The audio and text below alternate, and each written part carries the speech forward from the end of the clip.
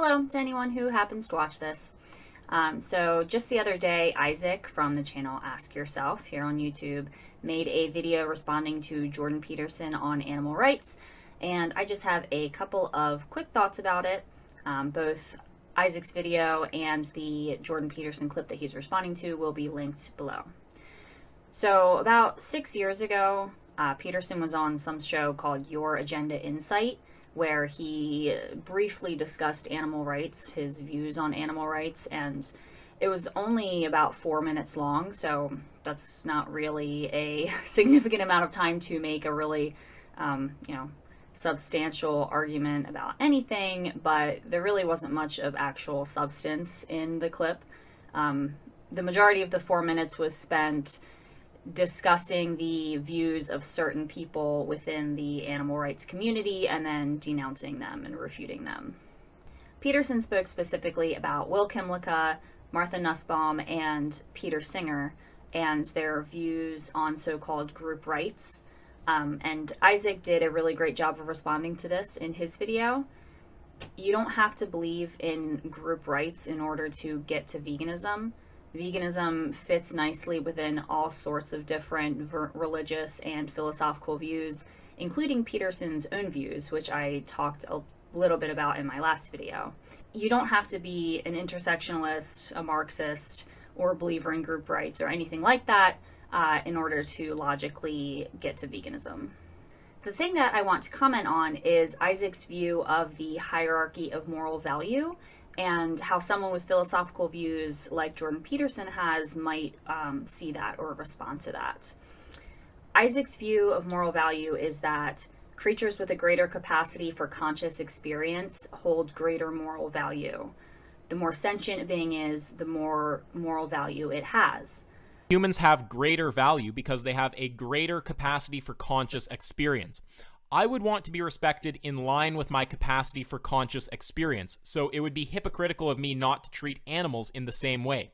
If there were a hypothetical alien life form with a far greater capacity for conscious experience than a human, they live far longer, they experience many orders of magnitude greater range of emotions. Their resting state is what we would call spiritual bliss. That alien has more value than a human being. And in the same way, a fly, which lives for a fraction the amount of time as a human lives and cannot experience emotional states on anything near our level, has less moral value. This view makes complete sense for someone who has the sort of worldview that Isaac has, one where there is no God, but human beings still have rights. It's atheistic, but it's not nihilistic or morally relativistic. But Peterson's worldview is very different from this. I've heard many people claim that he's a Christian, but I've never actually heard Peterson describe himself as a Christian, only that he is not an atheist. I've never heard him come out and explicitly say exactly what it is that he believes spiritually. I have heard him say that he thinks the question, do you believe in God, can't be answered so simply as most people think it can. And I have heard him refuse to answer the question of whether or not he believes in God as an actual creator being, as opposed to some sort of abstraction.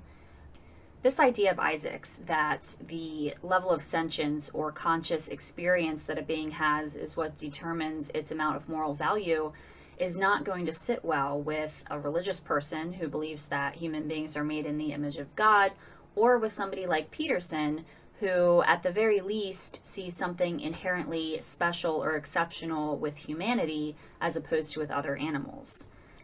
Whether or not Isaac's views in this regard are going to reach a person depends entirely on what that person believes when it comes to both God and the idea of human rights.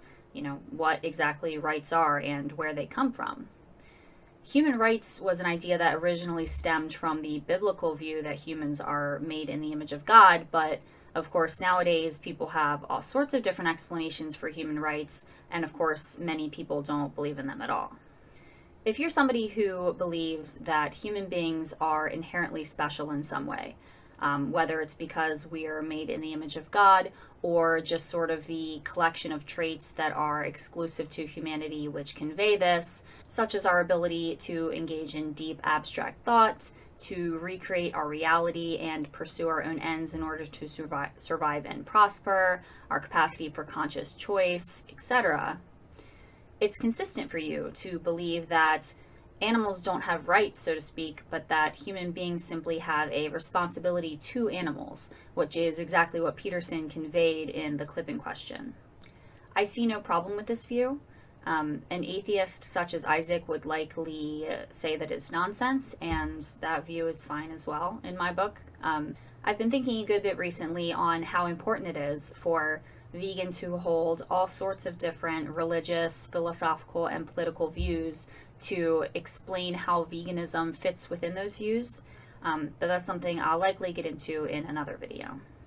The problem, as I see it, with the view that Peterson holds when it comes to animal rights, that animals do not have rights, but that human beings have responsibilities to animals, is that the majority of people who hold this view seem to only use it really as an excuse, and they don't actually take the responsibility that they claim we have.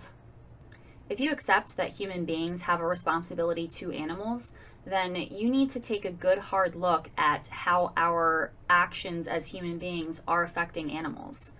Our choice to use and particularly to consume animals on such a massive scale is having an incredible negative impact and causing a massive amount of suffering that is in no way justifiable.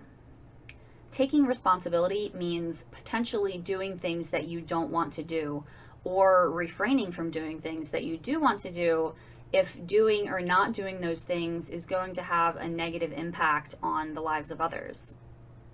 To be responsible means to be answerable or accountable as for something within one's power, control, or management. If we are responsible to animals, then we are accountable for their well-being insofar as it is within our power, control, and management. There's not a whole lot we can do when it comes to the well-being of animals in the wild, other than just leaving them the hell alone. But when it comes to animals living within human society, those we use for food and clothing, for entertainment and research purposes, and those that we keep as companions, their well-being is largely within our power, control, and management. The choices that we make every day can have major consequences in the lives of others, both human and animal, particularly our choices within the market. Take a little time to expose yourself to what goes on in the meat, dairy, and egg industries. Watch the documentary Earthlings if you haven't already. It's free to watch online. If you're against animal cruelty, as most people are, you're not going to like what you see. And if you're against animal cruelty, then take responsibility for the consequences of your actions and stop supporting industries to which animal cruelty is inherent.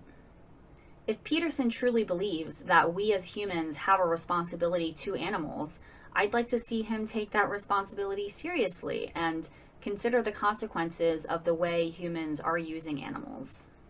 So just to wrap up, I think that Issac's view is extremely valuable to the vegan community and the vegan movement because, like I said, there are a ton of people who hold the same sort of worldview that Issac does, but I'm not sure that his critique of Peterson's view would be particularly effective, even if Peterson happened to see it, just because of the very different worldview that the two of them hold.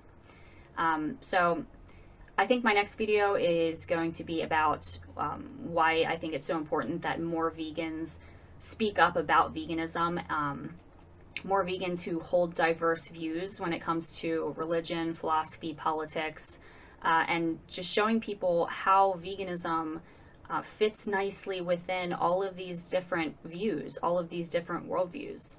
So that's it. Thanks for watching. Hope you got something from this, and have a good one.